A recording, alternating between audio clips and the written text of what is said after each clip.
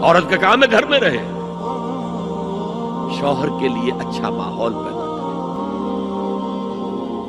اب اگر دن بھر 8 گھنٹے عورت بھی کام کر کے آئی ہے، کسی باس نے بھی جھڑک دیا ہوگا، کچھ اور ہوگا، تھکی تھکائی اور طبیعت تقدر لے کر آئی ہے، مرد کا بھی یہی حشر ہے، گھر میں جائیں گے تو کیا ہوگا؟ لڑیں گے۔ لیکن گھر میں رہی وہ عورت، پھر بچے آ جاتے ہیں، 1 بجے آ گئے، ماں باپ دونوں آئیں گے شام کو 6 بجے 7 بجے 8 بجے۔ بڑے بڑے شہروں میں تو وہاں پر 2 گھنٹے تو لگتے ہیں گھر پہنچنے میں۔ یہ بچے کیا کریں گے؟ کس قسم کے تجربات کریں گے؟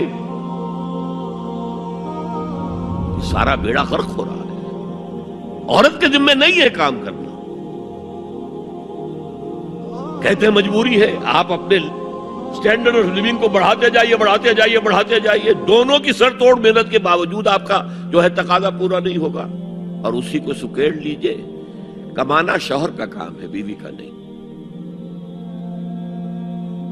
اس کو اقبال نے کہا ہے کہ اسلام کا معاشرتی نظام 2 حصوں پر مشتمل ہے، حافظ ناموس زن، ایک تو عورت کی عصمت و عفت کی حفاظت، مرد آزماں، مرد کے اوپر چیلنج ہے، بھاری بوجھ تمہیں اٹھانے ہیں، مرد آزماں مرد آفرین، بھاری کام سارے مردوں کے لیے ہے، عورت گھر میں رہے۔ اور آج بھی امریکہ میں جو سٹے ایٹ مومز کہلاتی ہیں، وہ مائیں جو گھروں میں رہتی ہیں، ان کا بہت بڑا ان کا مقام ہوتا ہے، ان کے بچوں کی تربیت جو ہو سکتی ہے۔